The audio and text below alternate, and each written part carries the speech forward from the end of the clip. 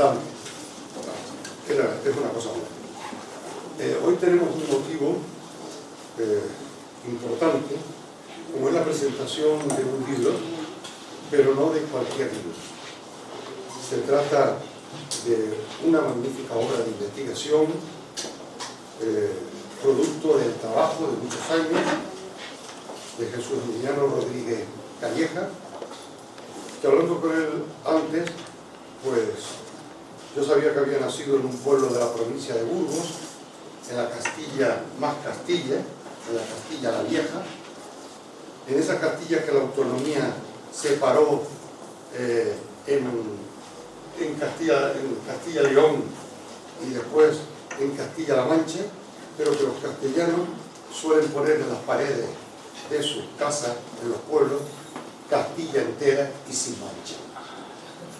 Pues bien, esa Castilla, que va desde el Cantábrico santanderino hasta perderse ya en el andaluz, es una tierra de hombres muy laboriosos, de hombres que trabajan con ahínco y que han sido capaces de sacar trigo de piedras, sino que se lo pregunten a los sorianos. Pues bien, estudiando en su pueblo natal, tantos niños en esas escuelas militares, haciendo la carrera de magisterio en Burgos, la ciudad del Cid campeador, y después viniendo a Gran Canaria a las tirajanas para el común de nosotros, y los tirajanas si hacemos caso a un sacerdote del lugar, a don Santiago Cazorla, que decía que no eran las, que eran los tirajanas. Pues bien, y otro sacerdote muy vinculado con el sur de la isla, porque nace en Mogán, que era el extremo más sur del antiguo Guanartemato de Telde, pero vinculado a esta ciudad porque fue cura párroco de San Juan de Telde, de la Basílica y de la parroquia, esto don Francisco González González, que entre otras cosas, muchas cosas, tuvo el mérito de ser el que rompiera el mito, porque la realidad se impuso de que el Santo Cristo sí quería ir a Las Palmas. Y después de casi 500 años, sacó un Cristo móvil, que todavía existe, y atravesó con el Santo Cristo del altar mayor, pues esos 14 kilómetros, 13-14 kilómetros, que van de la ciudad de Telde a la ciudad de Las Palmas, con una visita muy llamativa, porque recuerdo la visita a la madre en Ginamar, y después no podía pasar por el Salto del Negro sin cumplir con aquella idea de estuve en la cárcel y me visitaste. Más tarde estuve enfermo y también lo hizo, pasando por los hospitales de Gran Insular y el materno infantil, y después la entrada majestuosa a la antigua calle Real o calle de los Reyes Católicos en la ciudad de Las Palmas, cuando los ayuntamientos de Telde y Las Palmas, bueno, se hermanan ahí y se entregan, y después la vigilancia que hubo que hacer por si acaso se quedaran con otras cosas que se han quedado, ¿no? Bueno, pues como iba diciendo, él sabe muchísimo de Telde porque lo ha vivido, y lo ha vivido desde un lugar privilegiado, la parroquia de San Juan, y lo que decía don Pedro Hernández Benítez, el antiguo cronista oficial de la ciudad. Él ha sido, don Francisco ha sido el cuidador, el mimador del Simancas de Canarias, decía don Pedro, ¿verdad? El archivo histórico, el archivo de la parroquia de San Juan, única parroquia de la comarca de Telde-Valsequillo durante muchísimos siglos. Pues nadie mejor que él, porque como decía nuestro amigo el profesor Rodríguez Calleja, él me abrió las puertas, él se sacrificó por mí cuando yo tardaba más o tardaba menos, él me ayudó a revisar y a ver cosas, y entonces él ha sido también el prologuista de esta obra. Yo he tomado la palabra disculpando la no presencia del actual director, Fran González, que por motivos familiares se ha tenido que ausentar de este acto. En nombre, y con eso termino, en nombre de la ciudad de Telde, teniendo delante dos concejales inspectores ya, el concejal de Parques, Jardines y muchísimas cosas más, y el de Cultura, el no de Cultura, pues en nombre de la ciudad de Telde, a don Francisco González, no le tengo que decir bienvenido porque él viene toda la semana, y cada vez que puede, y sabe que está en su casa. A Emiliano, otro tanto, pero sí decirle que a los dos, muchísimas gracias, porque uniendo voluntades se hacen cosas tan bellas, tan nobles y tan doctas como la que esta tarde tengo el honor de tener en mis manos. Y con todos ustedes, el prologuista, don Francisco González.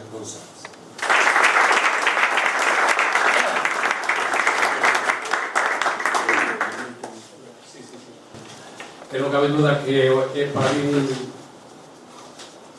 tremendo, un enorme honor el que Jesús Emiliano, Jesús para nosotros, Rodríguez Calleja, desde un principio que estaba estudiando la tesis para presentarla, se fijara en mi pobre persona para que prologara este trabajo tan enorme, bonito, que él ha hecho sobre la historia del siglo XVII en Telde y Valsequillo. Lo que quiero resaltar, y ya lo ha hecho también Juan Antonio, es que yo he sido un privilegiado dentro del clero canario, he sido un privilegiado porque en los 14 años que estuve en Telde, desde 1993 hasta el 2007, se produjo ese cambio de siglo del 1999 al 2000, y la diócesis y la iglesia lo consideró como un año jubilar, un año de bendiciones, porque iba a estrenarse un siglo nuevo. Entonces, dentro de las iniciativas para que ese año resaltara de alguna forma, fue el por qué no que el Santo Cristo de Telde viajara a Las Palmas, a la ciudad, donde según la historia y la leyenda quiso en su momento, o quisieron en su momento llevarlo a Las Palmas y no pudo. Lo que tantos de nosotros conocemos, que se hizo tan pesado que ni siquiera unas yuntas de bueyes podían trasladarlo. Y la anécdota que yo puedo contar, bueno, pudiera contar muchísimas, pero la anécdota que yo pudiera contar así como más expresiva para mí fue cuando la inmensa cantidad de gente que se reunió para salir desde San Juan de Telde hacia Ginamar, llegamos a los 7 puentes y el principio de la caravana de personas ya estaban en la otra parte del puente, de los 7 puentes, y la cola todavía iba por la olla de San Juan, la cantidad de gente que había. Y tuvimos que pararlo. Hubo un momento en que tuvimos que pararlo. ¿Por qué? Porque las autoridades tenían que despedir al Santo Cristo para que saliera de la ciudad. Lo cierto es que en ese trecho de tiempo, un cuarto de hora, 20 minutos, lo que fuera, la gente estaba con la mosca detrás de la oreja. ¿Irá a pasar lo de la otra vez? ¿Pasará lo de la otra vez? Pero no. Era por esos trámites protocolarios que necesitaba el que el Cristo saliera de la ciudad. Y cuando ya el Cristo pasó los 7 puentes, aquella gran comitiva rompió en un aplauso tan inmenso, tan grande, que fue impresionante. Y entonces ya desde ahí partió la comitiva hacia Ginamar, donde aquella noche durmió en la iglesia de Ginamar. Luego, al día siguiente, subimos por Marsagán para visitar los centros del dolor, la leprosería, el manicomio y quedarse en la cárcel. Que se hicieron toda clase de pequeños chistes, ¿no? ¿Y por qué fue a la cárcel? ¿Qué hizo para ir a la cárcel? Lo cierto es que quedó aquella noche en la cárcel. Y al día siguiente, como muy bien lo relató don Antonio, ya bajamos hacia la ciudad de Las Palmas, pasando por otros centros del dolor, como son los hospitales maternos y el hospital insular. Allí fue el traslado del Santo Cristo de ese trono móvil que se hizo, precioso, donación del ayuntamiento, a la cruz real del Santo Cristo. Y cuando entró por la calle de los Reyes hacia la catedral, la inmensa cantidad de gente que había se sorprendió por el silencio. No sabemos el por qué, porque cuando baja la Virgen del Pino, que bajó también y estuvo un par de meses en la catedral, cuando baja la Virgen del Pino a la catedral y entra por la calle principal hacia la catedral, la gente pues se les oye los gritos a María, a la Virgen, pero cuando entró el Cristo por la calle de los Reyes y entra en la catedral, no se oía para nada, un silencio impresionante. Y nos preguntábamos, ¿por qué esa diferencia? Cuando entra la Virgen, tanto jolgorio, y cuando entra el Cristo, tanto silencio, impresionado. Quizá la historia lo iba marcando también, la primera vez que el Santo Cristo iba a Las Palmas. Lo cierto es que en esos momentos ya la historia rica de Telde se estaba empezando a fraguar en algo concreto, y quien la estaba fraguando era Jesús Emiliano Rodríguez, que iba a las fuentes. En el prólogo yo quise expresarlo de esta forma: por supuesto, quien bebe de cristalinas fuentes tendrá calmada su sed, y esas fuentes tuvieron puertas y caminos abiertos para que quien quisiera, y así lo hizo nuestro investigador, se introdujera en los entresijos de la historia de Telde. Ya nos decía don Antonio que tenemos aquí en Telde el orgullo de tener un Simancas. Ese archivo de San Juan es una riqueza inmensa. Y ahí teníamos, pues eso, muchos investigadores, pero entre ellos el autor de este hermoso trabajo, don Jesús Rodríguez Calleja, Jesús Emiliano Rodríguez Calleja. Él está agradecido porque, sinceramente, las puertas del archivo siempre estuvieron abiertas. Y cuando se trata de historia, yo he querido siempre ser muy respetuoso con la historia escrita, la historia hablada, la historia en imágenes, la historia que tenemos y guarda este Telde querido, que para mí siempre fue, durante esos 14 años, y lo seguirá siendo hasta el final, una riqueza que debo conservar en mi corazón y con gratitud, porque no fueron 14 años en balde, para mí fueron 14 años muy ricos en experiencia. Pues yo quise prologar este hermoso trabajo, y lo cierto es que le doy las gracias a Jesús, le doy las gracias a quienes le ayudaron a que este trabajo se realizara, le doy gracias al ilustre ayuntamiento de la ciudad de Telde, porque una vez que pasaron los años del 2000, 2001, 2002, yo también quise dejar constancia de ese ir el Santo Cristo hacia Las Palmas, y lo plasmé en un libro que se titula Historia de un viaje jubilar. Historia de un viaje jubilar. Y ahí está para la historia, pero la otra historia ya nos la ha narrado, o nos la va a narrar también Jesús con este hermoso trabajo.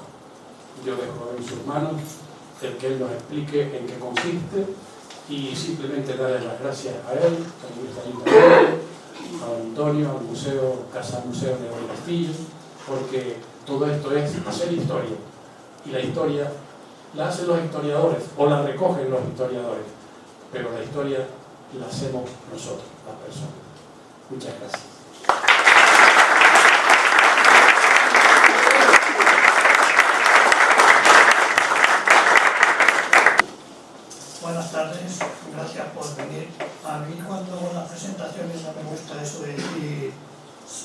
alcalde, señor concejal. Eso lo suelo decir cuando estamos en la iglesia y aprovecho para decir, como estamos en la casa de Dios y todos somos iguales, pues para adelante, ¿no? Pero sobre todo, gracias por acompañarme en este momento. Sé que estoy rodeado de buenos amigos, de personas interesadas en la historia de Telde. Me ha asombrado la divulgación que ha tenido esta obra a través de los diferentes medios de comunicación, pero ese asombro me ha llevado a comprender y conocer que se sabe muy poco de la historia en general, de la historia de Canarias muy poco, de la historia de Telde, pues no digamos, ¿no? Después de la introducción que ha hecho don Francisco, algunos comprenderán por qué él es el prologuista. Este no es un acto académico. El acto académico se hizo en la universidad donde estaban los miembros del tribunal, el director de tesis, que eran recogidos aquí en el libro. Este es un acto de presentación de un regalo que se hace a la historia de Telde, cuyo regalo no habría sido posible sin la ayuda de don Francisco cuando era párroco, como le ha dicho muy bien, que nos abrió las puertas del archivo. Un archivo que luego hablaré algo de él, que estaba manga por hombro, y nosotros en agradecimiento nos pasamos otro año en medio ordenándolo, y todo el mundo sabe ahora lo que hay en ese archivo, que no se sabía. Ahora se puede tener acceso, si se permite o no el acceso, pero se sabe lo que hay. La mayoría de ustedes saben de qué va esto, ¿no?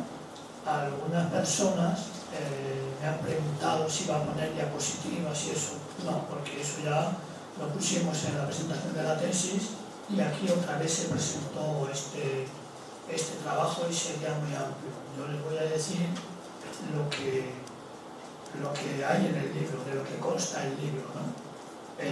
Antes que nada, la otra vez me echó una bronca el amigo don Eugenio, que lo veo ahí, porque di las gracias a todos aquellos que nos habían facilitado el acceso, el propio párroco, el propio sacristán, Juan, don Manuel, que ha fallecido, y me acordé de don Eugenio. Eugenio es que lo veo todos los días prácticamente, y luego me dijo, yo también. Y dije, sí señor, pero es que aquella vez con las gafas esas de leer no lo vi, y hoy lo he visto y he dicho, no se me olvida, sí señor, don Eugenio. Y usted sabe, aprovechando aquí que hay dos concejales de Telde, sobre todo de cultura, que al caso le damos un poco un palito, usted sabe que tenemos ahí 500 folios de la historia de San Roque. Ese San Roque que mitad es de Telde y mitad de Valsequillo. Esa historia del Valle de San Roque, que es mucho más interesante si cabe que la propia historia de Telde y la propia historia de Valsequillo. Esos 500 folios, si alguien no lo remedia, esperemos que el señor párroco de San Roque y otras parroquias lo pueda ver, él ya tiene una edad, lo pueda ver y lo vamos a conseguir. Esperemos que esos 500 folios de don Eugenio no vayan a la basura, no vayan a la basura. Vamos a ver. Bien, ¿de qué va esto, no? Este es un trabajo muy amplio, es una tesis doctoral. Los primeros 20 y tantos folios, el que quiera leerlo se lo puede saltar porque es los objetivos de cómo se hace una tesis y demás. Los siguientes 20 folios son de la metodología a la que quiere hacer una tesis y a partir de ahí viene ya el meollo de la cuestión. Les voy a decir de qué consta esto, así a grandes rasgos. Nosotros nos pasamos 5 años viniendo casi todos los días y algunos fines de semana, que teníamos la confianza del párroco para recoger los datos. Recogimos unas 30.000 fichas. Eso casi nadie se lo cree. Pero tengo testigos que las han visto. Eso es lo más importante del trabajo, mucho más que el libro. Eso se ha ofrecido a diferentes instituciones, incluso al ayuntamiento. No, ahí está. Está metido en el mismo sitio que los 500 folios de San Roque, todos sabemos, señor concejal, cómo se cuida la cultura y el patrimonio de Telde, muy poco. Esperemos que ahora le demos un impulso, ese mismo impulso que usted tenía para las fiestas y todas esas cosas, a ver si el mismo impulso se da para la cultura. Yo hablé con Álvaro Montón de este tema, que él es un enamorado de esto para ver si realmente damos el impulso a Telde, no porque lo comente yo, no, porque luego los políticos generalmente se les llena la boca de decir Telde es la cuarta ciudad de Canarias, sí, pero en número. Telde está con La Laguna, sí, pero comparemos Telde y La Laguna. Yo sé que las actividades culturales que se hacen en Telde son por propuestas más o menos personales como esta, o las que hace esta misma propia casa, por gente particular, pero no por las instituciones. Recojamos eso. Y ya que hablamos de la recogida, el trabajo consiste en lo siguiente: en ir al archivo, como dije, día a día, y recoger una por una todas las actas de los registros sagramentales, todas las actas de bautismo que comienzan en 1503, todas las actas de matrimonios que empiezan a final del siglo XVI y todas las actas de defunciones que comienzan ya un poquito más tarde, a partir de 1640, exactamente 1641. Ahí en esas actas está el devenir de toda la población de Telde. Ahí sabemos cuántos eran, quiénes eran y cómo eran. Y a partir de eso nos ponemos a trabajar. ¿Por qué esto va en el siglo XVII? Porque el siglo XVI ya lo hicimos. Digo ya lo hicimos porque lo hice con Alfredo, que no está. Alfredo es una persona muy alegre, muy dicharachero, y cuando hay una presentación él no quiere venir porque nos echa la fiesta al margen y dice, mira, yo no voy porque voy a ser protagonista yo y no vengo. Se va con ironía. Era una persona muy tímida y tal, y no le quiere tal, pero bueno, tenía que haber venido hoy aquí, le he echado la bronca y tal. Recogiendo los datos con él, hicimos el siglo XVI, que curiosamente ganamos el premio de investigación 650 aniversario en la ciudad de Telde. Por cierto, para que se publicase que estaban las bases, tuvimos que llegar al diputado del Común. No les voy a comentar aquello porque, bueno, en fin, sería otra cosa. Recogimos todas las actas de bautismo. Las actas de bautismo equivalen a nacimientos, no es exacto, porque los niños que tardaban en llegar a bautizarse una semana, incluso hasta un mes, el niño que nacía hoy y nacía en Tenten igual y tenía que venir a bautizarse a San Juan y era invierno, no podía pasar el barranco, al final el niño se moría y no aparece registrado. Por tanto, hay un desfase de más o menos entre un 10 y un 12% de los que nacen con los que se bautizan. Ese número de bautismos nos indica cómo evolucionaba la natalidad. Un año hay 20, otro año hay 17, otro año 42, y esa natalidad es tendente al aumento. Vamos viendo cómo aumenta la natalidad. Hay años que desciende mucho la natalidad porque había crisis, una epidemia, hambruna y demás, ¿no? Todo eso se conjuga. Bien, una vez que tenemos ese dato y sabemos cómo evoluciona la natalidad, no nos paramos ahí y empezamos digamos en un lenguaje castellano, a destripar el acta y tal.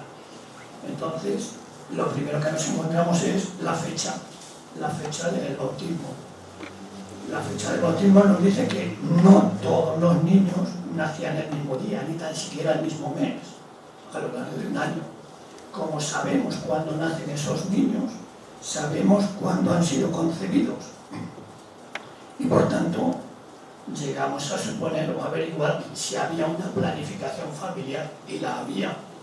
Procuraban aquellos matrimonios del siglo XVI y del siglo XVII, procuraban que los niños no naciesen en los momentos de mayor actividad laboral. Y además hay una evolución muy diferente de lo que era el siglo XVI y el siglo XVII. El siglo XVI, el principal cultivo estaba orientado en la caña de azúcar, y tiene un periodo de recolección, y el siglo XVII llevaba un cultivo más cerealista, el millo, las papas, el vino, etc. Por tanto, había una planificación.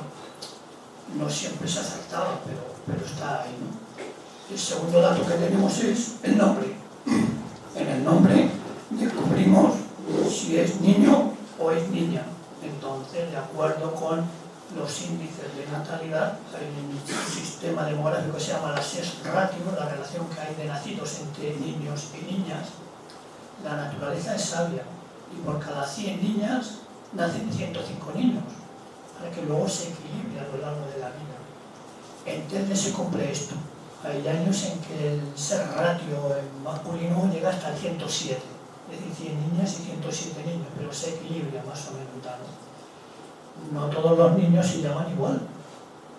En el acta de bautismo aparece el nombre del niño, aparece su fecha de nacimiento, aparece el nombre de los padres, aparece el nombre de los padrinos y el nombre del oficiante.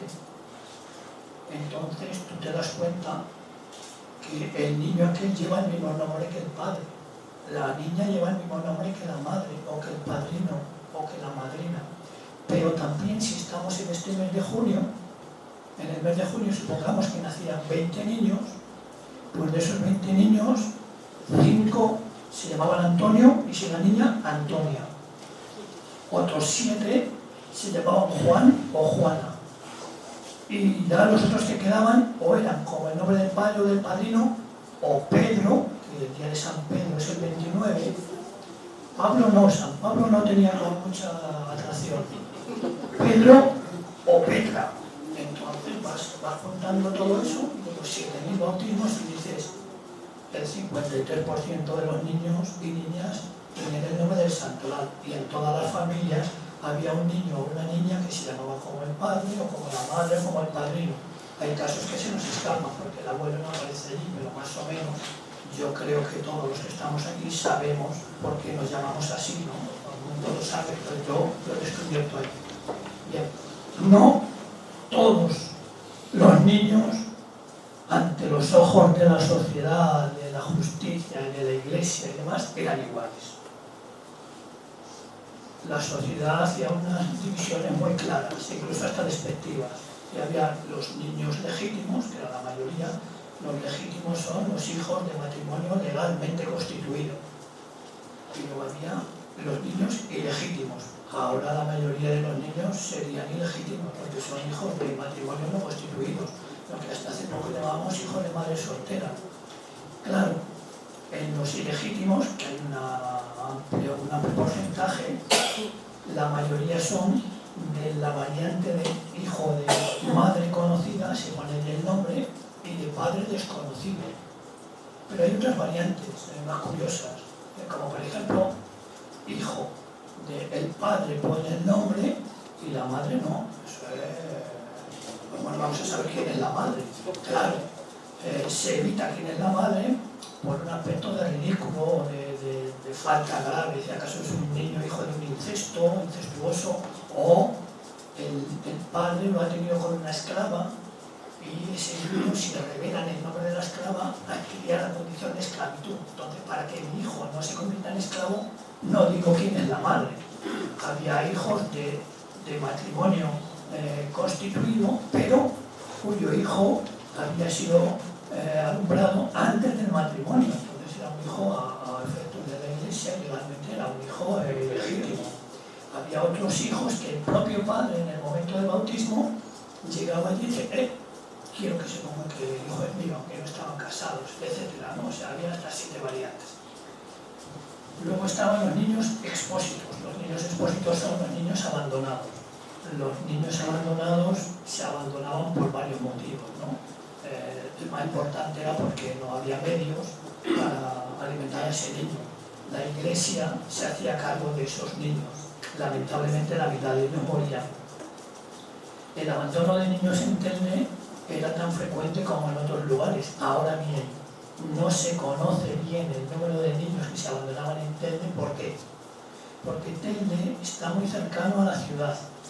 Digo la ciudad porque no es un defecto, sino Las Palmas de Gran Canaria se llamaba la ciudad de Canarias. Entonces los historiadores hablamos de la ciudad.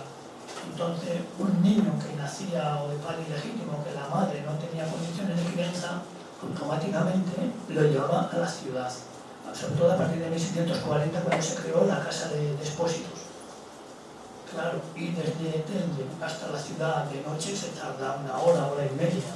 Entonces aquellos niños, cuando lo abandonaban en la catedral, en la cuna de San Martín, nadie sabía de quién era el niño. A veces llevaban una cédula que ya el niño estaba bautizado con el nombre. Claro, eso en Telde y en Alucas o en Santa Brígida, pero en Tirajana ya es diferente. Entonces en Tirajana ves que no hay niños abandonados porque venir de Tirajana hasta Las Palmas ya es un rollo, o sea, ya tardas casi un día. Y claro, vendría por donde vendrías, al llegar a Valsequillo, si bajábamos la Cumbre, al llegar a San Mateo, o al llegar a Güime, ¿dónde vas con ese niño? Lo voy a abandonar, ¿no? Entonces, claro, esto hay que tenerlo bien en la historia. El nombre de los niños abandonados corría a cargo de la iglesia, por tanto eran o Ana, Santa Ana, los niños que aquí llamamos santaneros, o Pedro, el padre de la iglesia, San Pedro, generalmente se ponía esos niños. Y luego están los esclavos. Cuando me llamó el periodista o el jefe de prensa del Cabildo, estuve hablando con él una hora y le chocó aquello de los esclavos, y lo que he visto en la prensa es como que esto iba de los esclavos y tal, ¿no? El asunto de la esclavitud está por trabajar. En Telde en concreto, en el siglo XVI, Pedro Lobo, que fue el director de la tesis, trabajó la esclavitud en Telde en el siglo XVI a nivel cuantitativo. ¿Cuántos sabía quiénes eran y tal? Nosotros en el libro del siglo XVI también retomamos el tema. En este libro se habla de los esclavos, pero a nivel cuantitativo. Ese es un trabajo que hay que retomar. Cómo era la esclavitud en Telde, cómo aquellos esclavos a lo largo del tiempo se integraron en la sociedad, qué huella dejaron, quiénes son los descendientes. Ahora que se ha puesto mucho de moda esto de la genealogía, yo tengo mucha amistad con la gente que trabaja en la genealogía, me preguntan datos y demás. Curiosamente, el porcentaje de esclavos en Canarias fue alto. El porcentaje de legítimos fue todavía más alto, más elevado. Y el porcentaje de expósitos también fue muy elevado. No he encontrado, he encontrado a dos solamente. No he encontrado a nadie que diga: yo desciendo de un esclavo. ¿Qué problema hay? No hay ningún problema. En algunas parroquias, no voy a decir en cuáles, algunas partidas de nacimiento del esclavo han sido mutiladas, han sido llevadas. Pero no hay ningún problema, ¿no? Es esa condición de racismo que nos ha ido imperando a lo largo del tiempo. Claro, y ese es un trabajo que no sé si por esto que digo no se ha escrito o no se ha profundizado. Es un trabajo muy amplio, que me encontré que los esclavos estaban en el fondo de la sociedad y no hacían testamento, no dejaban todo este asunto, ¿no? También aparecen en estas partidas de nacimiento quiénes eran los padrinos. Curiosamente, en el siglo XVI empieza a haber hasta 7, 8, 9, 6, muchos padrinos. Los padres buscaban la protección de sus hijos en los padrinos. Curiosamente, no la buscaban en los familiares. Se supone que los familiares llegan a proteger a mi hijo. Buscaban la protección en personas ajenas a la familia y sobre todo en personas pudientes, en los clérigos, en los cargos de milicias, etc., ¿no? Y también nos dan el acta de bautismo, nos dice de dónde eran vecinos, tanto los padres como los padrinos, y vamos reconstruyendo la ocupación del territorio. Así hemos encontrado hasta 53 lugares diferentes. Esto, no sé si me está enrollando mucho, esto a grandes rasgos es lo que se saca de los bautismos. Ahora vienen los matrimonios. Se recogen los matrimonios y en los matrimonios lo mismo, aparece el nombre de los que se casan, de quiénes son sus hijos, si los padres de los que se casan ya están fallecidos, y eso nos demuestra que los nietos primeros, los hijos primigenios de los matrimonios, la mayoría de ellos no conocían a sus abuelos, o digamos los segundos y terceros nietos. Es decir, eso nos da idea de que la esperanza de vida estaba muy limitada. Pero los matrimonios empiezan con la constitución de los decanos, es decir, las licencias para casarse. En la licencia para casarse la iglesia te pide ya una serie, incluso ahora también una serie de documentos, pero ustedes son solteros, tal, sí, es decir, si eran de la misma parroquia se conocían, no había problema. Si eran de parroquias limítrofes tenía que traer la licencia y demostrar que estaba soltero, no digamos ya de fuera de otra isla. Evidentemente había casos de bigamia. El señor de Lanzarote se buscaba dos amigotes por ahí y decían, sí, lo conozco de toda la vida, es de tal, y está soltero, y luego se descubría que no, pero bueno, y la Inquisición le echaba mano y a la cárcel real de las manos, pero la picaresca siempre ha existido. Luego también había que pedir dispensa por aquellas personas que se casaban con lazos de consanguinidad, que eran parientes. Claro, aquí hay una contradicción. Se intentaba evitar el parentesco en los matrimonios. La Iglesia aquello lo daba por bueno si pagaban la licencia. Si pagaban la licencia, obtenías la licencia para casarte, pero seguías siendo primo de tu mujer. Para no ser una contradicción. Es más, no solamente se daba la licencia, o había que pedir la licencia por grados de parentesco consanguíneo, sino también por los grados de parentesco espiritual.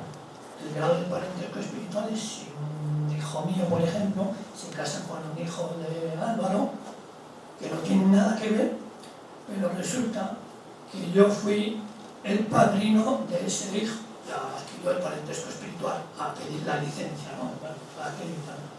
Había momentos en que, cuando los embarazos estaban adelantados, la Iglesia perdonaba las amonestaciones, le perdonaban 1, 2, 3 amonestaciones, le ponían una serie de penas que ahora consideraríamos muy denigrantes, ¿no? Tener que ir la futura esposa a lavar los paños de la iglesia, a barrer la iglesia, el novio a llevar la cruz en las procesiones, o sea, era señalado, ¿no? Bueno, al final la gente contraía su matrimonio. Y lo mismo que dije de bautismos. El número de matrimonios nos indica cómo evoluciona la nupcialidad. Un año había 10, otro 15, otro 14, etc. Los matrimonios, como ahora, se celebraban generalmente en los momentos después de las cosechas. Es decir, los matrimonios a partir de agosto, septiembre, octubre era cuando más matrimonios se celebraban. También había en enero y febrero, ¿no? Incluso había momentos en que la Iglesia prohibía, pero también se celebraban en Cuaresma y en Adviento. En todos esos meses había menos matrimonios. Bien, ya tenemos cómo evoluciona la nupcialidad. Los años que hay muchos matrimonios, al año siguiente automáticamente aumentan el bautismo. Pero, curiosamente, como sabemos cuándo nació esas personas y cuándo se casan, descubrimos a qué edad se casaban aquella gente. Hago aquí ahora un paréntesis para recordar a mi abuela. Mi abuela, la del pueblo, la de Villaveta, hacía un pan que no veas. La otra abuela, que era hija de médico, hacía un pan que según mi padre valía para UCI, porque no tenía buena mano, no tenía buena educación. Y una vez me preguntaron, ¿y esto usted lo hace a nivel de ordenador y tal y cual? No, esto se hace manualmente, esto no se puede hacer a nivel de ordenador porque los apellidos, como veremos ahora, cambian. Esto se hace como el pan de mi abuela, o sea, ficha por ficha. Claro, el pan de mi abuela duraba semanas, ahora pasa por el obrador que llaman ahora, o la boutique del pan, compras el pan, lo llevas a casa, lo metes en la bolsa y cuando vas a cenar, ya que no sirve, ¿no? O sea, esto no se puede hacer, es un trabajo, por eso nadie se mete en esto y tal. Retomo, como sabemos cuándo se casaba aquella gente, a qué edad, descubro la edad de las personas que se casan, no de todos, pero de la gran mayoría. Y aquí viene una de las contradicciones. Todo el mundo piensa que no, antiguamente se casaban con 14, 15 años. Eso es totalmente incierto. Durante el siglo XVII, verano en el libro, entre 14 y 17 años hay 14, 15 personas nada más, 14, 15 mujeres. Hombres menores de 17 años no hay ninguno. Hay uno de 17 años, 18 años. Es decir, eso es un bulo que se ha ido creando que no es cierto. Cuando tienes todo el volumen de las edades, descubres que la edad media de los matrimonios al casarse en las mujeres estaba situada entre los 22 y los 23 años. Y la de los hombres entre los 24, 25, 26. O sea que eso como ya sabemos cuando se casaban, tenemos el matrimonio casado, ahora seguimos la pista a esos matrimonios en los bautismos. Y vamos viendo cuando van teniendo sus hijos sucesivos.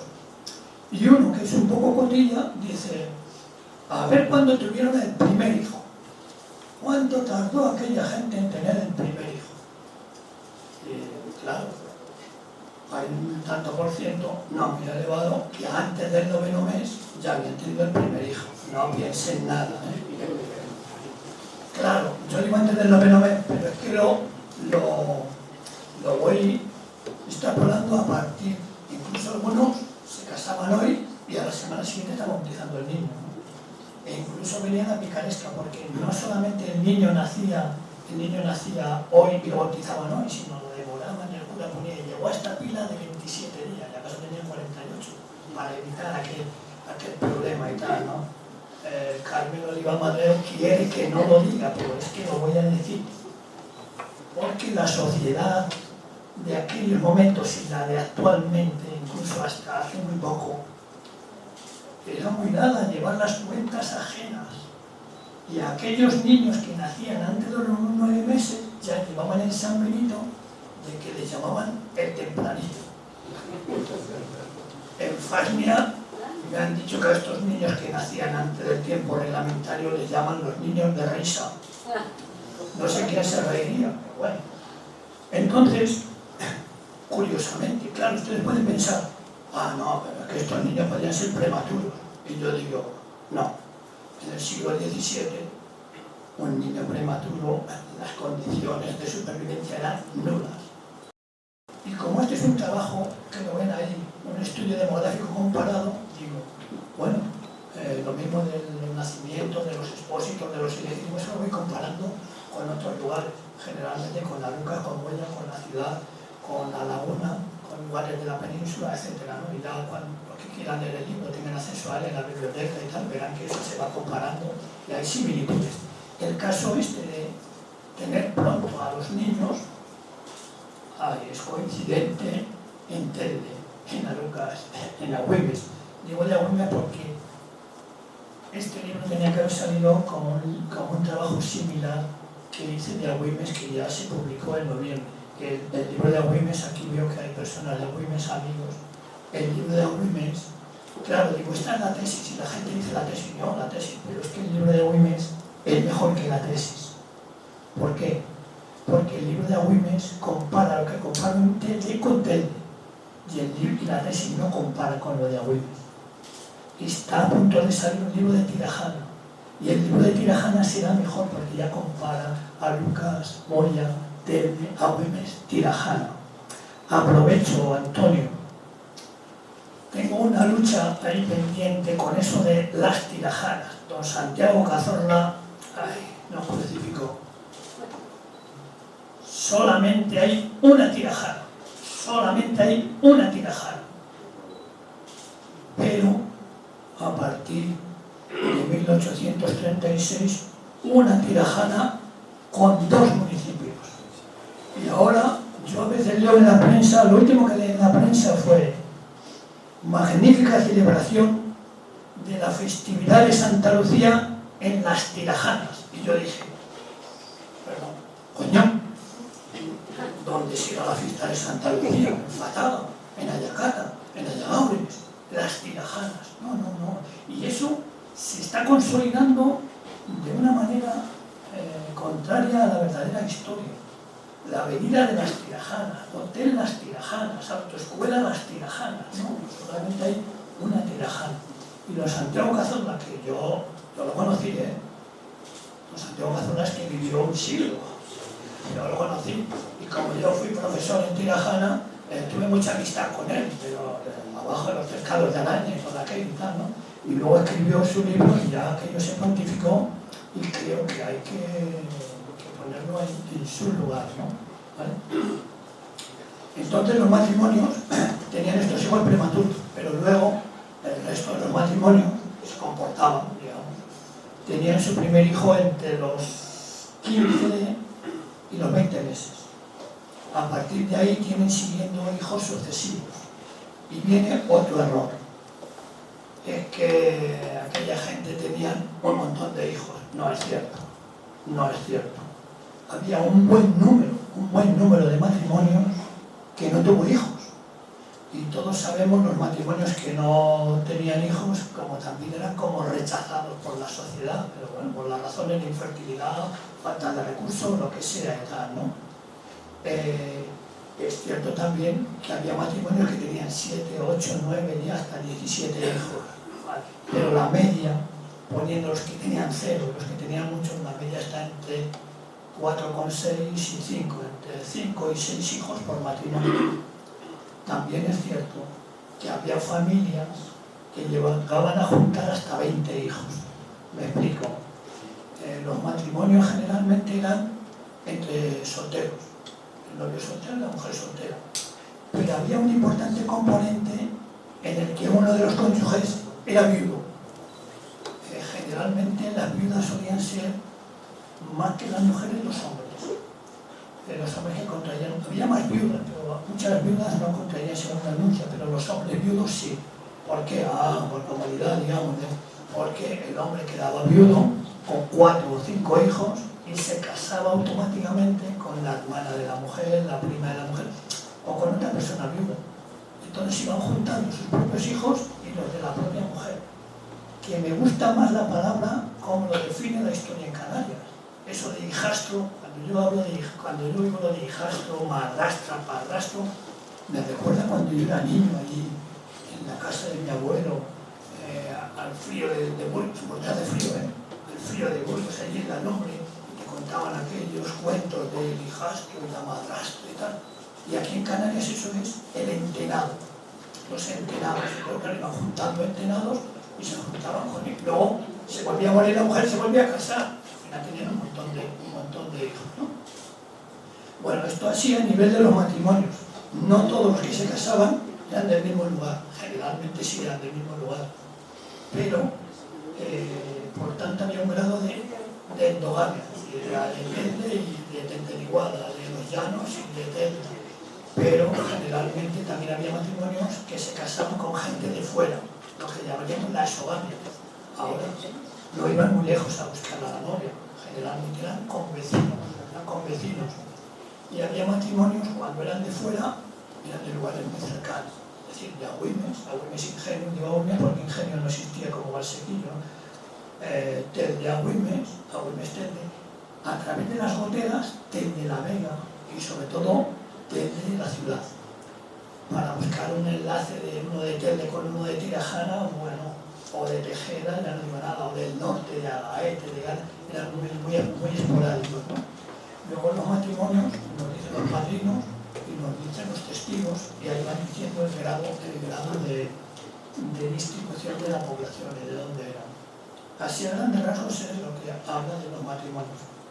Y luego vienen las defunciones. Las defunciones, más que un sentido demográfico, tienen un sentido económico para la Iglesia. Es decir, por todo lo que se hacía, se cobraba. Antes que nada decirles que el 53% de los difuntos de Telde, en el siglo XVI no hay datos, de Telde en el siglo XVII, el 53% eran niños. O sea, ya la plaza de vida eran niños, ¿no? Muchos morían de parto, de posparto, malas condiciones higiénicas, muchas madres morían en el parto. Imagínense cómo podía ser el seguimiento de un embarazo en el siglo XVII, hace 400 años. Y luego cuando ibas a... Y hacías mujeres trabajando hasta el último día. Y luego cuando ibas a dar a luz, te cogía la matrona aquella y a ver qué condiciones higiénicas. Yo estoy vivo de milagro. Porque sí, yo siempre pongo mi propia anécdota. En el pueblo aquel de Burgos, en pleno febrero, bueno, trataron de bautizarme un mes porque había una nevada que me se tenía en la iglesia, o sea, y me trajo al mundo, es verdad, me trajo al mundo la mujer del pastor de mi abuelo. Es decir, esto ahora lo digo yo, pensando en estudio, es decir, aquella mujer tenía experiencia en partos de ovejas. No les voy a decir lo que pasó al poco tiempo y tal, y hasta aquí hemos llegado. Pero imagínense en pleno siglo XX, la mujer del pastor de mi abuelo, que estaría seguramente ordeñando las ovejas allí, porque tal, y le llamaron urgentemente y sacó a Jesús para adelante. Imagínense en el siglo XVII, ahora muchos niños morían y demás. Bien, nos hemos vuelto, no, pero en el siglo XVII, la gente fallece en el siglo XVII y hay que enterrarlo. Algunos acaso no saben, pero hasta 1836 o 37 todo el mundo se enterraba en lugar sagrado. En Telde, cuando vamos a visitar al Cristo, al Santísimo Cristo de Telde, pasamos por ahí por las losas, debajo hay 5 siglos de enterramiento. Se enterraban allí. Cuando no cabían allí, se enterraban en el hospital de San Pedro Mártir. En el siglo XVIII, que hubo una gran epidemia, se enterraron en la iglesia, en la ermita de San Sebastián, hoy desaparecida. Y por algunos aspectos de piedad o de creencias más profundas, algunos se mandaban enterrar en el antiguo convento de San Francisco. Curiosamente, la mayoría de la gente que se enterraba en el convento de San Francisco eran de la zona de Valsequillo. Le pillaba más cerca, tenían menos medios, enterrarse en la iglesia ya era más complicado y demás. Vale, he dicho que por todo se cobraba. Se cobraba por el toque de las campanas, el cura ponía, había doble, fue el beneficiado, fue con capa, cruz alta, llevó mozos de coro, fue el sacristán mayor, fue el sacristán menor, me acompañaron 4, 5, 6, 7 capellanes, me acompañaron los frailes de San Francisco, claro, y todo aquello había que pagarlo. Y luego las misas que se decían y la cera que se ponía.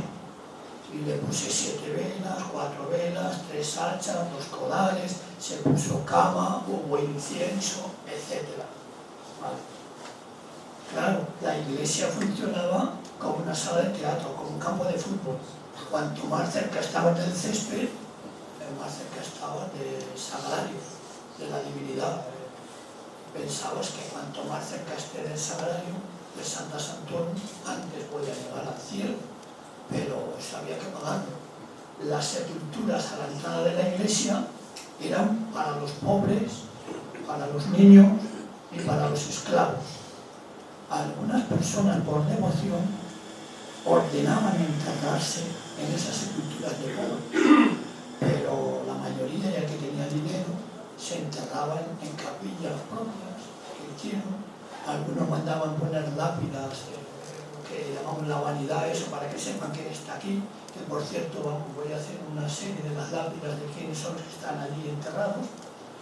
Y bueno, allí al final todos están allí metidos, ¿no? Desde las sepulturas que eran de pobres, que no se cobraba nada, algunas veces incluso se vendían la ropa y el vestuario del difunto para pagar su entierro. Otras veces la generosidad de la gente hacían una limosna y con aquella limosna que se sacaba se le hacía el sepelio, ¿no? Se pagaba la sepultura, se le decía un oficio de sepultura y demás, ¿no?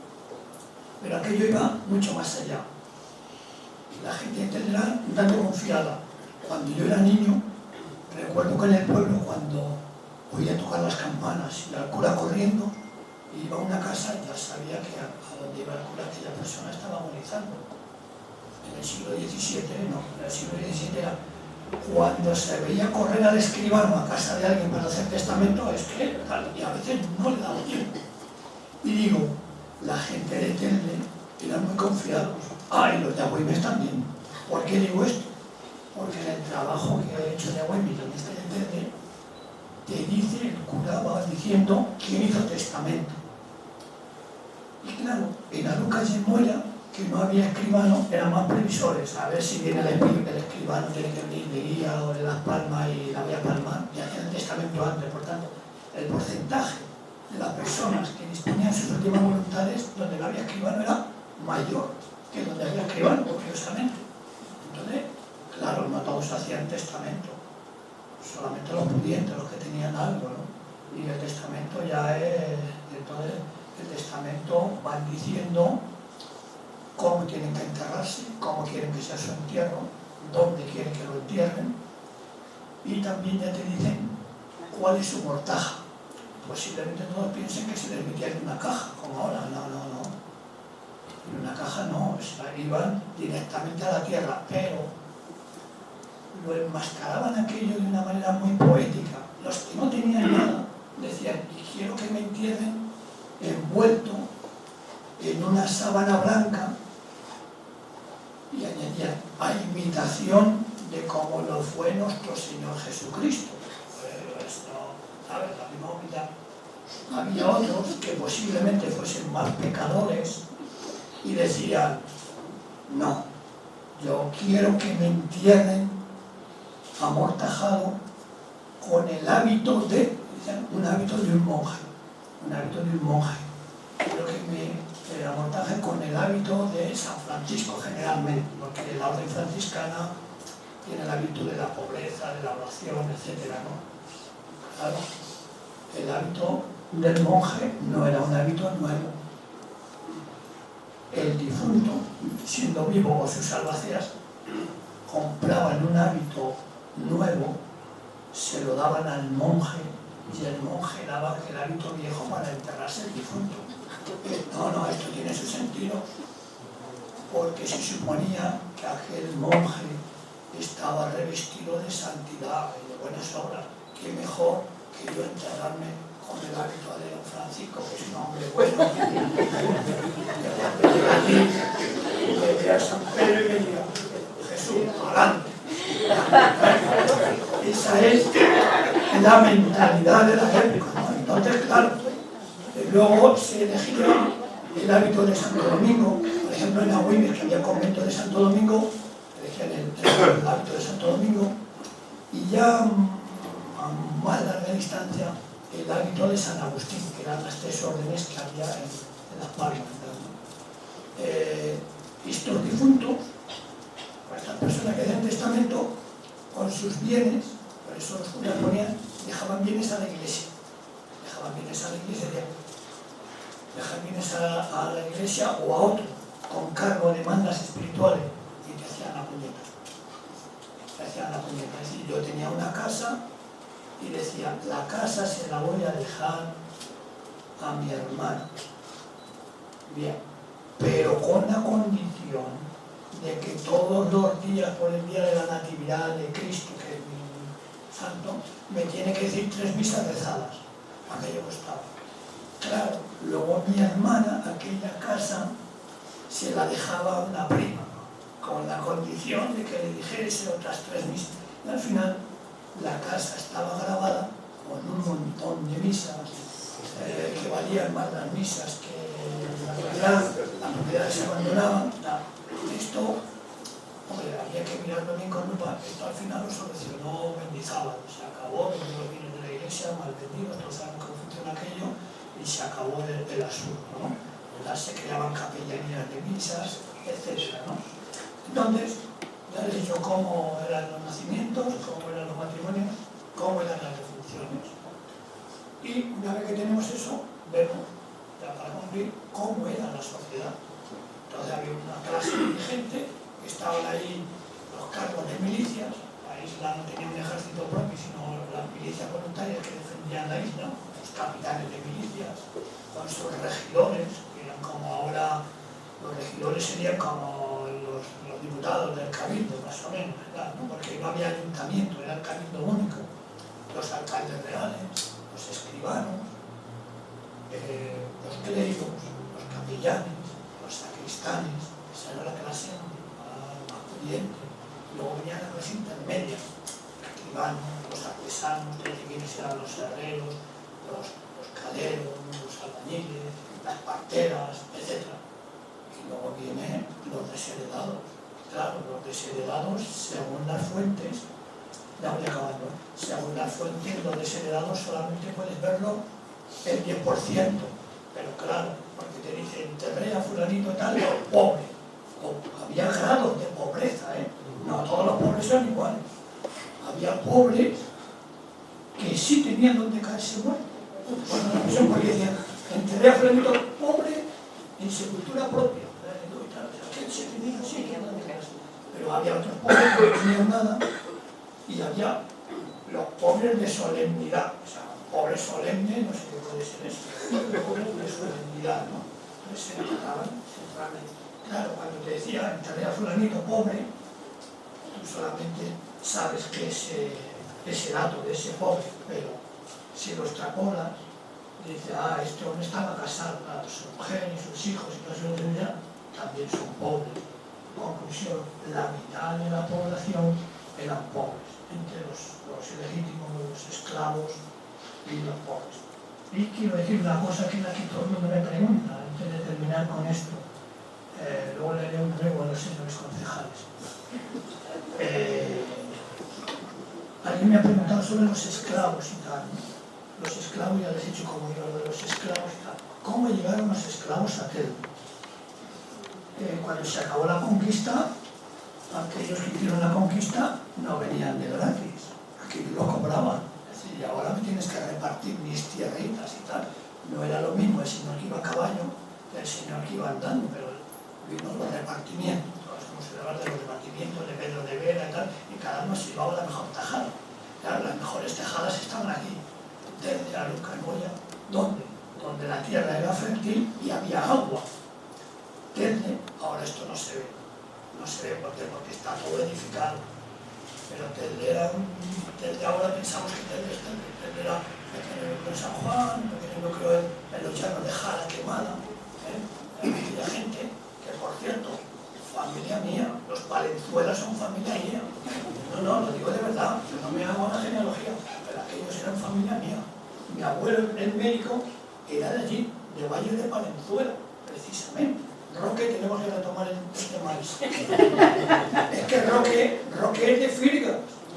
Y claro, los Valenzuelas, el convento de San Juan de Ortega, en Burgos está el convento de San Juan de Ortega, el Burgos era de los Valenzuelas.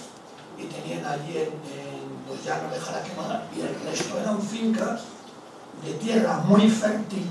Ahora en esa tierra lo que hay son el perdino, el aparcamiento, las casas y demás. Y tenían agua. Claro. ¿Y qué vamos a plantar aquí? El cultivo estrella. ¿Cuál es el cultivo estrella? La caña de azúcar. Amigo mío, pero la caña de azúcar lleva su trabajito. Hay que acondicionar el terreno, hay que plantar la caña de azúcar, hay que cuidarla, hay que cortarla, hay que depurarla, hay que acarrearla, hay que meterla en el horno, hay que saber. ¿Y quién va a hacer eso? Los esclavos. Entonces, esclavos. En Telde llegó a haber hasta 7 ingenios. No queda nada. Álvaro, yo sé que tú eres un defensor de los Pitachos. Vamos a ver si eso se recupera, sale para adelante, porque si no sale para adelante se va para abajo ya definitivamente. Solamente queda ese resto. Claro, aquellos esclavos al principio eran esclavos comprados. Lo compraban en el mercado esclavista. Los mayores comerciantes eran los portugueses. Los esclavos a Brasil, a África, pasaban por aquí, capturaban a los esclavos, pasaban por Madeira, Azores, paraban el barco y descargaban aquí los esclavos y ya está. Aquellos primitivos esclavos sí eran como los esclavos que vemos en la televisión, ahí en las series estas de Kunta Kinte y demás, eran como aquellos. Pero claro, el cultivo de la caña de azúcar luego se puso en América y ya no era rentable. Entonces los esclavos ya prácticamente durante el siglo XVII hubo muy poca compra de esclavos negros. Digo negros no en aspecto despectivo, sino que venían de fuera, que además ellos les llamaban esclavos bozales. Esclavo bozal era el que no sabía nada, no sabía lenguaje ni nada, era un esclavo, digamos, salvaje, ¿vale? Muy pocos, pero quedaban esclavos de reproducción y sobre todo esclavas. Entonces, en el siglo XVII, los esclavos eran esclavos, también lo pongo en el libro, eran esclavos de reproducción. Muy fuerte lo que se puede decir, pero era así, es decir, el esclavo era un bien común que tenía que dar una rentabilidad a su dueño. De la misma manera que un animal, perdona el ejemplo, pero eso es así de duro, de la misma manera que si tienes una vaca, quieres que te dé terneritos, una cabra, cabrito, un esclavo, esclavito. Porque los esclavos valían su dinero, valían mucho. Un esclavo valía mucho más que un buey, por ejemplo, y te daba un rendimiento. Al esclavo también lo tenías que alimentar, igual que un animal, ¿vale? perdón, de la similitud. Pero la pregunta que muchos me hacen, ¿y aquellos esclavos qué pasó de ellos? Aquellos esclavos, muchos murieron siendo esclavos, pero una gran parte de ellos adquirieron la libertad y se integraron en la sociedad eterna. Por eso digo que el trabajo hay que trabajarlo, para la redundancia, está sin explorar, ¿no? Solamente datos numéricos. Aquellos esclavos se integraban en la sociedad, adquirían su libertad. ¿Cómo? Adquirían su libertad cuando aquellas personas que tenían esclavos, cuando iban a morir, en un acto de generosidad o de arrepentimiento y para sumar unas buenas, determinaban la libertad de su esclavo. Y tengo 3 esclavos y quiero que mi esclava María, por los buenos servicios y tal, quede libre. Ese sería un ejemplo. Moría y quedaba libre. Otro ejemplo es, tengo tantos esclavos y quiero que mi esclavo Antonio pase a servir a mi madre durante los días de su vida, de la vida de su madre. Cuando mi madre fallezca, quede libre.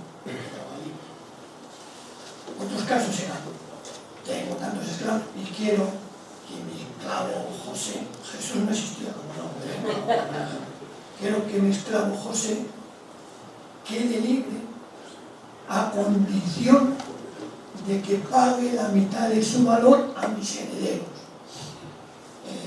El valor de un esclavo, dependiendo de la edad, del sexo y de la condición física, tenía un valor que podía oscilar entre 800 y 1.600 reales. Generalmente el precio medio era de 1.300 reales. Entonces decía, y quiero que si paga 500 reales, quede libre. Entonces el esclavo pagaba los 500 reales y quedaba libre. Ya, ustedes ahora me dan, como el esclavo tenía ese dinero. Sí, cuando el dueño ponía eso, ya sabía que el esclavo tenía dinero. Otros decían, y quiero que mi esclavo pague mi entierro y sepultura y quede libre. El esclavo se encargaba de pagar todo aquello al señor que trabajaba y quedaba libre. ¿Por qué los esclavos podían adquirir su libertad? Por aquello que les dije antes, que los esclavos del siglo XVII, en el siglo XVIII ya prácticamente no existían, ¿no? Aquellos esclavos eran como el pariente de la familia. El pariente de la familia, incluso aquí en Tenis se ha dado caso de que personas pudientes que tenían sepultura propia ordenaron enterrar a su esclavo en su propia sepultura.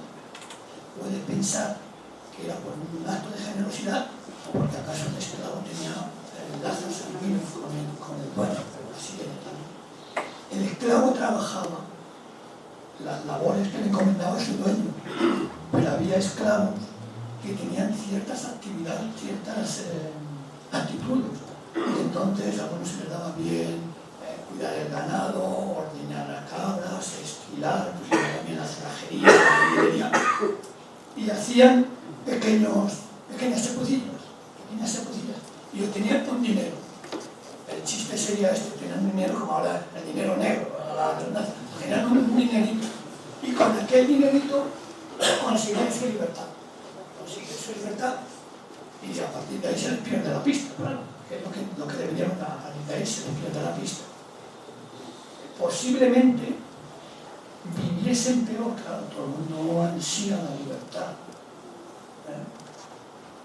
Posiblemente viviesen peor, libres que esclavos, porque cuando eran libres, porque cuando era esclavo el dueño tenía la obligación de mantenerles, de alimentarles, de cuidarles, de calzarles y de enseñarles la doctrina cristiana y de instruirlos. Claro, una vez que eres libre, búscate la vida por ti mismo. Entonces, eso es lo que bien. Esto es de lo que va el libro y tal, luego tiene unas gráficas y demás. Señores concejales, la última vez que presenté esto aquí, el señor cronista, que da fe de ello, se lo dije a la señora alcaldesa, que volverá dentro de 2 años, si ustedes siguen en sus redes, porque suelen cambiar mucho de criterio, de cultura de Telde no estaba apoyada. Yo esto lo he ofrecido de manera desinteresada. Hay gente que con esto se cree que ganamos dinero, esto a mí me da pérdida de manera desinteresada. Y Telde tiene muchas cosas por hacer. Telde tiene muchas cosas por hacer. Claro, cuando yo iba a hablar con la señora alcaldesa o con el señor concejal de turno, siempre en septiembre, a ver, en negociación voy a hablar con el concejal de cultura, así que en septiembre me lo estoy dibujando. Y siempre le propongo cosas. Y prácticamente siempre algunas matizaciones son positivas, ¿no? Por ejemplo, la compañera del amigo Álvaro, que publicamos otro libro, sí compró una serie de libros para darle salida a un libro, pero salvo esos matices muy puntuales, siempre los concejales, alcaldes y demás suelen decir, a que todos lo saben, lo que dicen, lo que plantean. No hay dinero. Yo me llevé una grata sorpresa, pero me duró muy poco. Cuando yo vi en la prensa, lo comenté así con gente, cuando yo vi en la prensa, el nuevo consistorio de Telde se pone al día en sus retribuciones. Dije, ya está, ya está. Se van a poner al día en todo, hasta en la cultura. Y luego dije, ay no, lo de cultura, ay, que han aumentado los consejeros, que sé que tiene un consejero de cultura, que han aumentado los consejeros y al final, don Juan, no me diga usted en septiembre que no hay dinero. Bien, ¿cuáles son lo que yo le propuse a la señora alcaldesa? Telde, que lo haga yo, que lo haga cualquiera, Telde necesita, porque lo merece, Telde necesita una historia de Telde. Desde que desembarcaron ahí los mallorquines aquellos, hasta ahora. El hasta ahora quiere decir un capítulo Telde del siglo XXI. Que ya nos hemos comido una quinta parte del siglo XXI. Claro, la gente dirá, el siglo XXI yo lo conozco. Ah, sí. ¿Y cómo ha variado Telde desde el 2000 hasta el 2020? ¿Cómo ha variado la sociedad? ¿Cómo ha variado la política? ¿Cómo ha variado todo el munaje de las construcciones?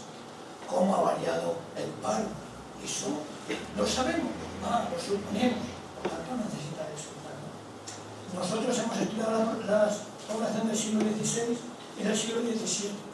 Falta la del XVIII, falta la del XIX, falta la del XX, falta la del XXI. A la señora alcaldesa le propuse aquello lo siguiente. En La Laguna, otro historiador encontró las matrículas del obispo García Jiménez, que habla de la población. Hizo un estudio y a ese estudio, por la importancia que tiene, se le conoce como el documento base. El documento base. En Telde hay esa documentación para decir el documento base. Esa documentación es de la Iglesia, claro. Cuando nosotros ordenamos el archivo, tomamos datos de aquello, y aquello está ahí. ¿Qué son las matrículas? Las matrículas son censos de población que los curas tenían que hacer todos los años para mandar al obispado. Se han perdido. Ha sido concejal de festejos y más. Mi hermana dio un pregón en el Goro y llegó tarde. Eso es Es verdad que llegó tarde porque había 3 o 4 festejos. ¿Vale?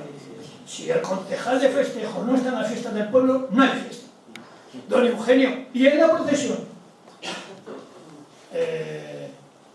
digo, don Juan, esto hay que sacarlo, usted que ha sido concejal, yo siempre digo, y con esto concluyo,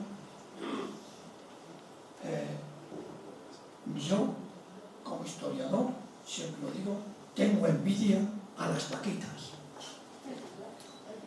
Yo sí a las vaquitas, a las vacas de cuernos y cencerro y leche, las vaquitas. Yo como historiador tengo envidia a las vaquitas. Siempre lo digo. Y quiero decir, me alegro por los ganaderos. Me alegro por los ganaderos.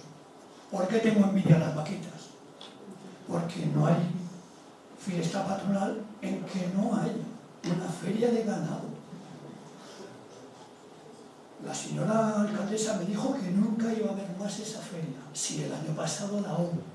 El año pasado la hubo. Y los ganaderos protestaron porque les debían dinero. Y tengo envidia a las vaquitas porque a las vaquitas las dan, por venir les dan una ayuda. Y a la vaquita, con perdón del amigo tal, y a la vaquita más guapa y con las tetas más bonitas le dan un premio. Y al historiador, nada. Ahora bien, quiero decir, el año pasado sí hubo desfile de vaquitas. Este año me hubiese gustado que también hubiese habido desfile de vaquitas, porque eso hubiese significado que no estuviésemos lamentando la muerte de Abimael. Pero aparte de esto, yo creo que esto debe retomarse. Muchas gracias por su asistencia, espero que lean esto, que les sirva de algo y, señor concejales, a ver si retomamos esto de una vez. Gracias.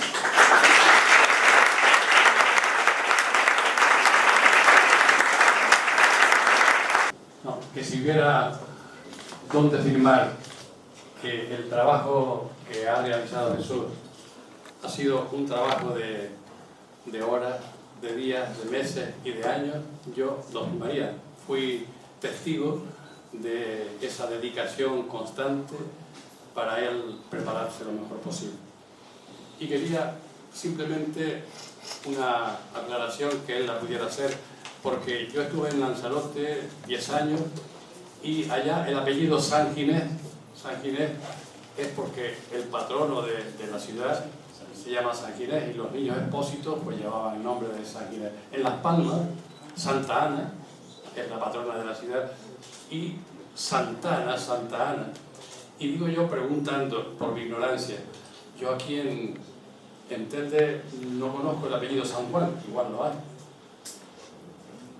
No, generalmente como esto a veces lo he explicado y tal, antes de que se vayan, yo siempre acabo con esa deformación profesional y tal.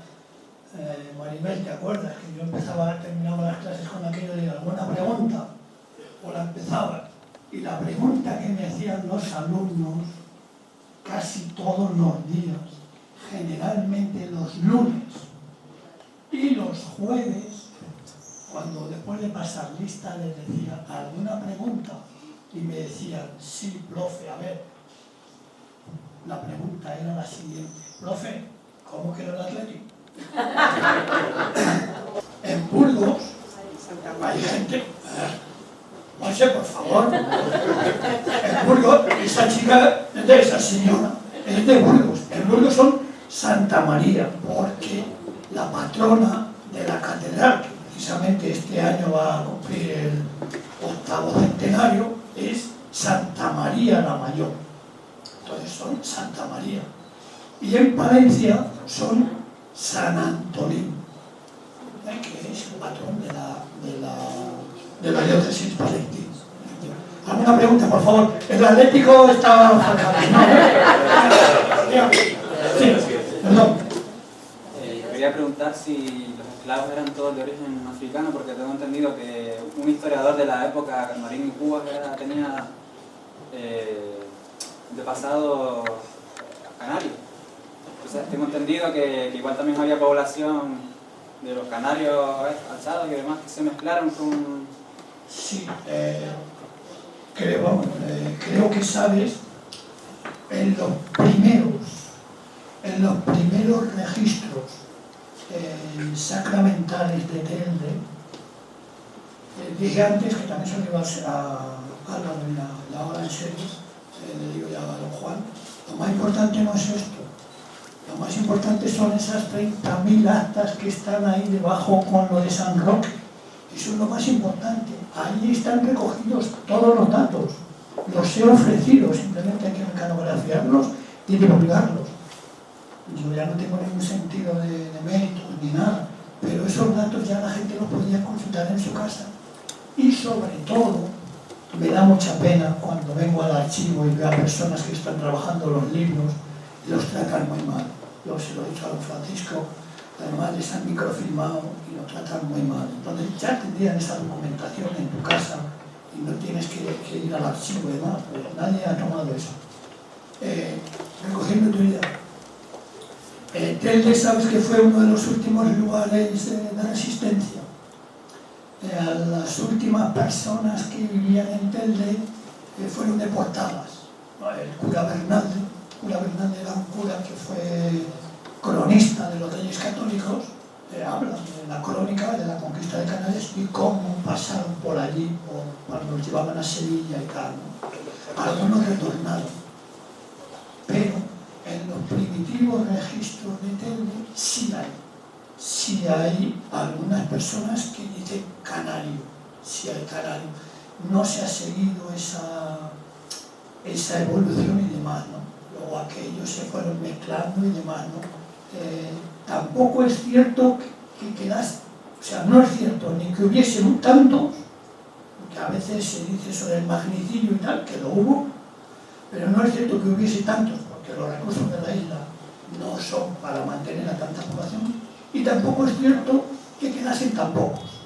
O sea, quedaron canarios que automáticamente se cristianizaron, ya tuvieron que pasar por el Aro, porque era la ley de la conquista, y quedaron, ¿no? Y más en el norte, en la zona de Gaña, y tal, y en Agüimes también hubo una importante relación de canarios.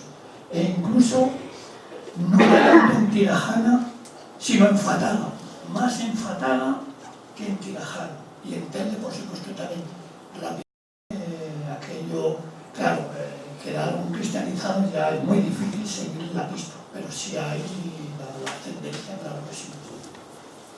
Bien, sí. Eu pergunto se em los registros de bautismo e casamento aparecem la referência da origem esclava, se aparece hijo de esclavo, e se la color também, por exemplo, em los registros de Brasil aparece dizendo se é negro, se é da Benguela, se é da Cabinda, se é desta região del Congo ou de outra, e também se és pardo, és um mestiço, ou se és negro, se aqui existem nos registros de casamento e bautismos essa designação. Sí, bueno, ya es la tercera persona que conozco que dice que tiene una ascendencia esclava. Bien, en el Nuevo Mundo, tanto en la corona española como la portuguesa, que estuvieron unidos, hay libros sacramentales que separan a los libres de los esclavos.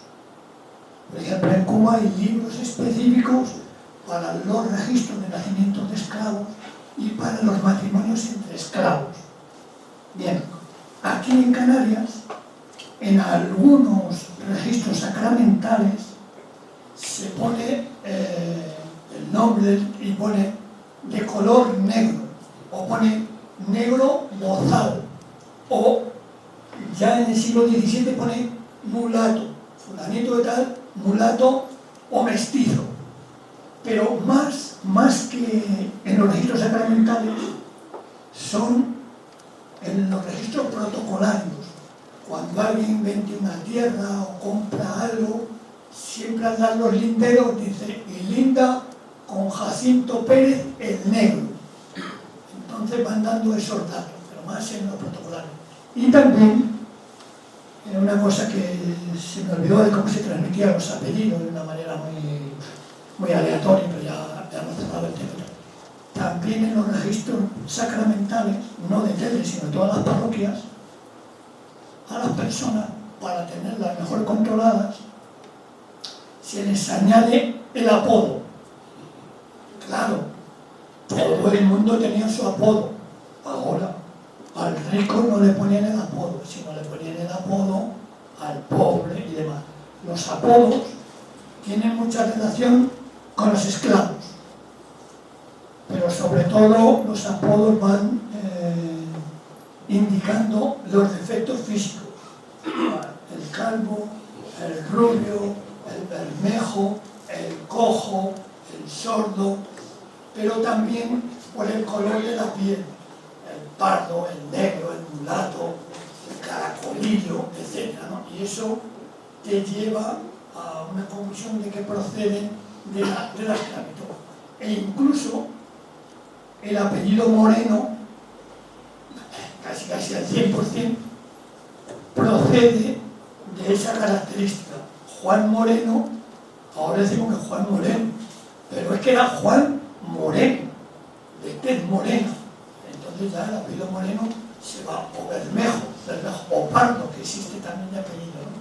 Pero para terminar, en Hispanoamérica y en Brasil hay libros que separan a los blancos, digamos, a los castellanos y a los portugueses, separan de los esclavos.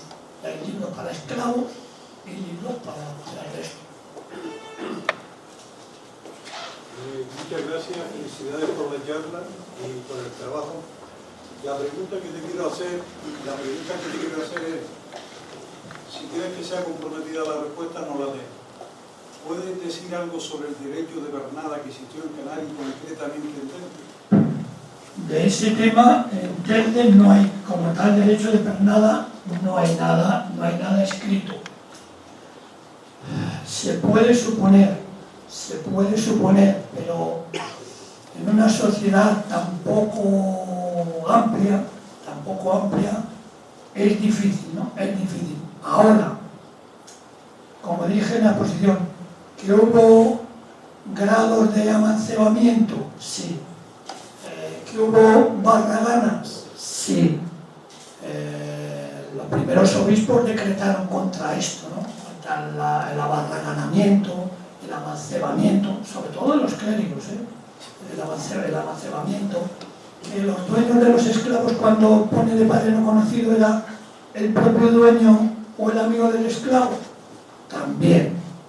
Ahora, eso afirmarlo rotundamente con fuentes fehacientes, no. Pero que se daban estos casos de abusos y de compromisos o de complacencias, sí. Pero son suposiciones. No sé si te contesto así, pero no puedo decirte sí porque no se sustenta en un documento escrito. Pero sí. ¿Algo más? Te iba a preguntar a Jesús, porque aquí tenemos claro que el apellido Santana derivó a Santana, está claro, ¿no? Pero el tema del expósito, en Tenerife, ¿de dónde viene? La expósito. Expósito significa niño expuesto. ¿Qué significa expósito?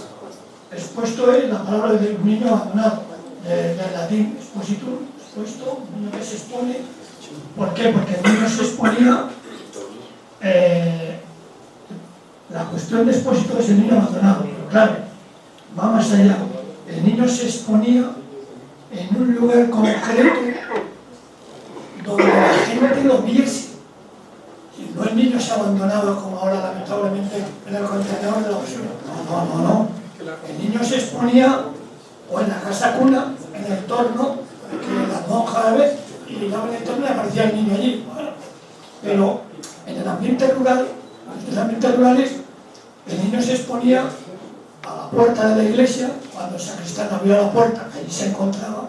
Incluso en Telde hay casos de cadáveres expuestos, es decir, moría una persona y no tenían para qué enterrarlo y lo abandonaban a la zorroa, y lo abandonaban en la puerta de la iglesia y allí lo van a enterrar. Pero las exposiciones generalmente, claro, me pasé de largo, me voy a estar hablando aquí otros 5 años. Las exposiciones, lo frecuente era eso en el entorno de la casa cuna, ¿vale?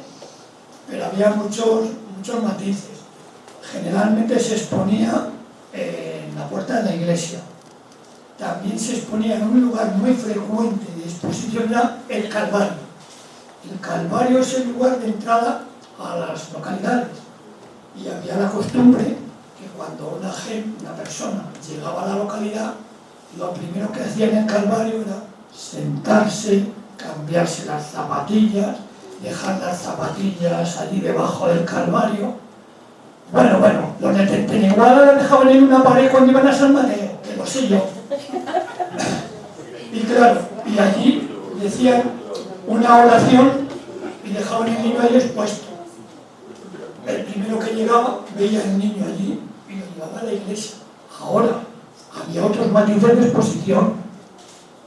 Están los matices, llamémosles de venganza. Yo sé que tú eres un buen hombre, Blas, pero tú imagínate que por un descuido tuviste eso, una descendencia con aquella chica rubia que yo te he visto en fotos antiguas. Y dijiste, yo paso de ese rollo y tal. Y la chica rubia, cuando tuvo el hijo, por la noche dijo, ah, ¿dónde vive Blas Perdomo? Aquí. Y cogía el niño en un atadillo y te lo colgaba en tu ventana. Ese era un motivo de exposición. Luego había otro motivo de exposición más humano, digamos. La mortalidad infantil era muy elevada. Todos hemos oído hablar de las madres de leche. Las madres de leche es que una persona no tenía leche y se lo daba a otra persona que era lactante y tal. Claro, una persona que no tenía medios o que se le había retirado la leche, automáticamente tenía que sacar a aquel niño adelante. No había biberones como ahora, ni rayos de eso, ni papilla, tenía que sacar a aquel adelante. Había tres posibilidades: el niño se va a morir, el niño lo abandono en la iglesia y a ver dónde va ese niño, o a Antonia Morales dio a luz hace 4 días y se le murió el niño, está en estado de lactancia, ella me va a salvar a mi hijo. Y le colocaban al hijo en la puerta de Antonia Morales. Y Antonia Morales sacaba adelante a aquel niño y tú sabías que aquel era tu hijo. Luego lo reclamabas, lo reconocías o no. Me acuerdo ahora de una cosa que me preguntó lo de derecho de pernada. No viene a cuento, pero sí viene a cuento. Cuando yo estuve haciendo este trabajo, pero sobre todo el de Agüimes, me di cuenta que había muchos gemelos, o sea, muchos partos gemelares.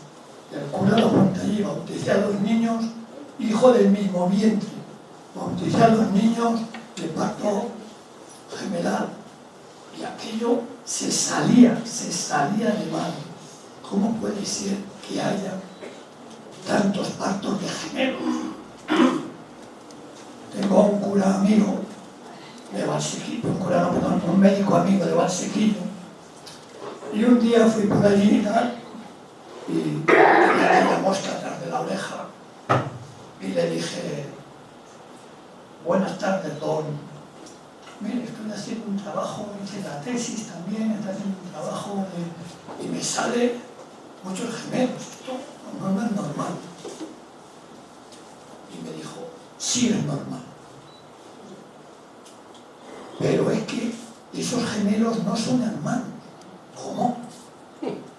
Sí, porque hay personas que tienen hijos de manera incestuosa y para evitar el rechazo social, ese hijo que acaba de nacer se lo encasquetan a otra madre. Y dije yo: hombre, ¿cómo va a ser eso? Y dijo, médico ya mayor, ya jubilado, y dijo: sí, lo sabré yo. O sea, que son casos, claro, pero eso no está escrito. Pero la cuestión me tiene. Cerramos. Don Juan, volvemos.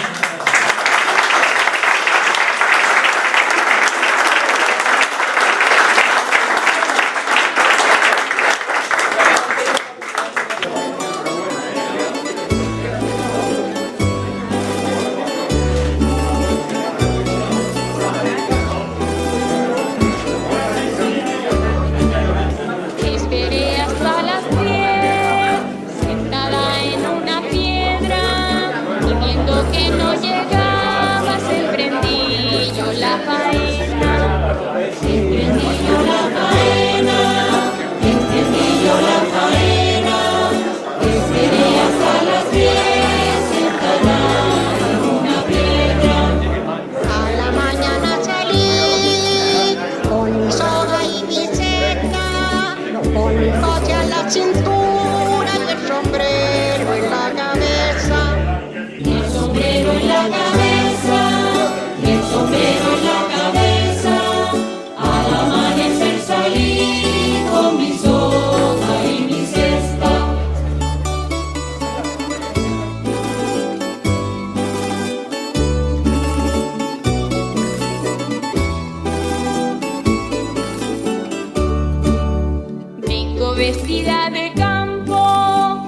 el sol en las costillas, con la falda sudorosa y las manos doloridas. Y las manos doloridas, y las manos doloridas, tengo vestida de campo con el sol en las costillas. De la mañana a la noche, este cuerpo no ha parado de cuidar de mi vaquita y ordeñarlas en el campo. Y ordeñarlas en el campo, y ordeñarlas en el campo, de la mañana a la noche. Pues la verdad es que lo primero que tengo que hacer es felicitar al amigo Jesús Emiliano Rodríguez Calleja por la obra que ha publicado y sobre todo por la labor que realiza, no solamente de investigación sino también de divulgación y sobre todo a fondo perdido, porque no creo que él se enriquezca absolutamente nada con este trabajo ingente, constante, perseverante que él lleva. Y me alegra montones además que la historia de Telde, el texto de la historia de Telde, la lea y la estudie en el contexto de aquella época, que Telde era desde el mar hasta la montaña, hasta la Cruz del Saucillo, y que realmente pues eso de Tenteníguada y Valsequillo, pues mi tierra esté presente en esta obra. La verdad es que me alegra montones y le doy la enhorabuena, sobre todo porque conociendo la historia se conocen los ancestros y no solamente los ancestros, sino se conoce pues el devenir de dónde partimos y por dónde vamos y hacia dónde caminamos, y sobre todo que así como nuestros antepasados nos han dejado un legajo y una herencia valiosísima, pues preguntarnos y interrogarnos muy profundamente y muy responsablemente qué historia y qué legajos estamos dejando nosotros a la posteridad. Por eso, enhorabuena, Jesús, un abrazo grande, grande de felicitación, naturalmente pasando por San Roque, que ya yo lo conocía por la historia y de Tenteníguada que ha llevado ahí Valsequillo, y sinceramente pues le doy el más cordial enhorabuena y que siga adelante en ese trabajo ingente e impagable. Enhorabuena. Hola, buenas noches. Soy Jesús Emiliano Rodríguez Calleja. Hemos concluido la presentación del libro titulado La población de Telde en el siglo XVII, un estudio demográfico comparado, cuyo libro recoge toda la población de los actuales municipios de Telde y Valsequillo. En él se analizan los bautismos, los matrimonios y las defunciones. El amplio análisis nos dice cómo era la gente, cómo nacían, el nombre que se les imponían, dónde vivían, luego cuándo se casaban, a qué edad se casaban, cuántos hijos tenían, cuáles eran las relaciones de los esposos, cómo se transmitían los apellidos, y la última parte va de las defunciones. Cuándo moría la gente, cómo moría, cuál era el índice de mortalidad infantil, dónde se enterraban, cuánto costaban los entierros y las ceremonias funerarias, ante quiénes estaban, cuáles eran sus disposiciones. Y por último, después de todo esto, hemos hecho un análisis de cómo era la sociedad de la época, en la clase dirigente con los regidores, los cargos de milicia, los clérigos, los escribanos, luego la clase media con los artesanos y luego los pobres, en donde estaban los ilegítimos, los expósitos y los esclavos. El trabajo se complementa con una serie de tablas, la relación de todos los alcaldes, de todos los regidores, de todos los cargos de milicias, de la imposición de los nombres, los apellidos y una serie de gráficas. Espero que con la consulta de este libro se puedan acercar un poquito más al conocimiento de la historia hace 400 años de lo que actualmente son los municipios de Telde y Valsequillo, desde Tenteníguada hasta la Torre de Gando. Muchas gracias, muy amables. Estos escalones aquí tienen un sentido práctico. En estas ventanas que ahora están cerradas, esos escalones no son unos escalones. Estos escalones son realmente unos asientos. Entonces la gente se sentaba aquí a platicar, como dicen ahora, a hacer sus trabajitos manuales, pero a vigilar quién pasaba por la calle. Entonces era como el control de la ciudad, teniendo en cuenta que estas ventanas dan a la vía principal de Telde. Entonces sabía quién venía, quién iba, con quién iba, etc. Tenían control de la población.